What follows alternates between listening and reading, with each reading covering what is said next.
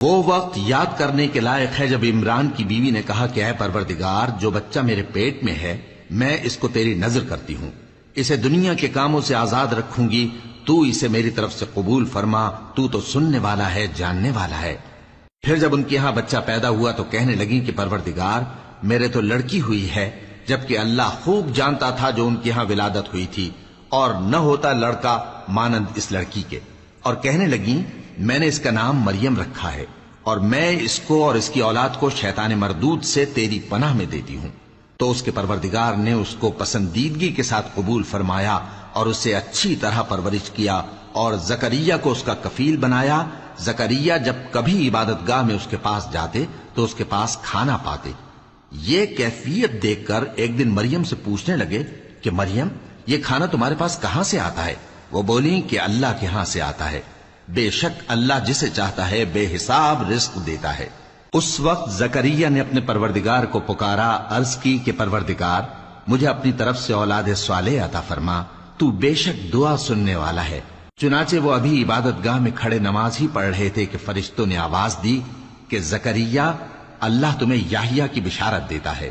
جو کلمۃ اللہ یعنی عیسیٰ کی تصدیق کریں گے اور سردار ہوں گے اور عورتوں سے رغبت نہ رکھنے والے اور ایک پیغمبر یعنی نیکوکاروں میں ہوں گے۔ زکریا نے کہا، اے پروردگار، میرے ہاں لڑکا کیوں کر پیدا ہوگا کہ میں تو بڈھا ہو گیا ہوں اور میری بیوی بانجھ ہے۔ فرمایا، اسی طرح اللہ جو چاہتا ہے کرتا ہے۔ زکریا نے کہا کہ پروردگار، میرے لیے کوئی نشانی مقرر فرما دے۔ فرمایا، تمہاری نشانی یہ ہے کہ تم لوگوں سے 3 دن اشارے کے سوا بات نہ کر سکو گے، تو ان دنوں میں اپنے پروردگار کی کثرت سے یاد اور صبح و شام اس کی تسبیح کرنا۔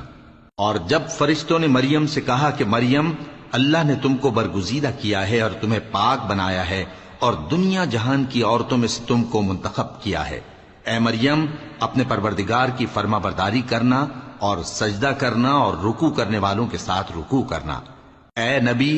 یہ باتیں اخبار غیب میں سے ہیں جو ہم تمہارے پاس بھیجتے ہیں۔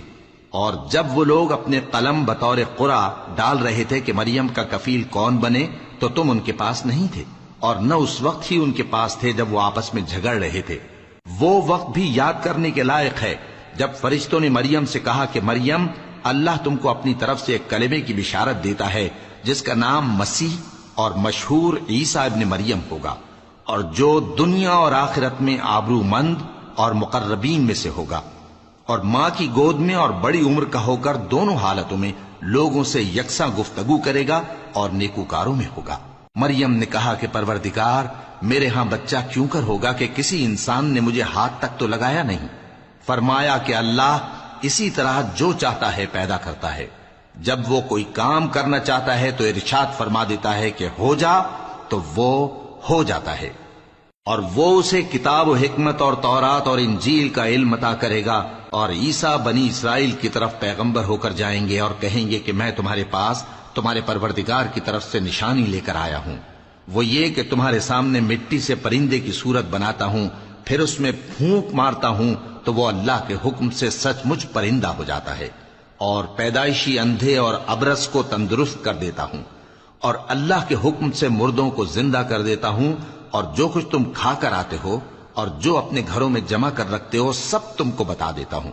اگر تم صاحب ایمان ہو تو ان باتوں میں تمہارے لیے نشانی ہے، اور مجھ سے پہلے جو تورات نازل ہوئی تھی اس کی تصدیق بھی کرتا ہوں، اور میں اس لیے بھی آیا ہوں کہ بعض چیزیں جو تم پر حرام تھیں ان کو تمہارے لیے حلال کر دوں، اور میں تو تمہارے پروردگار کی طرف سے نشانی لے کر آیا ہوں، تو اللہ سے ڈرو اور میرا کہا مانو۔ کچھ شک نہیں کہ اللہ ہی میرا اور تمہارا پروردگار ہے، تو اسی کی عبادت کرو، یہی سیدھا رستہ ہے۔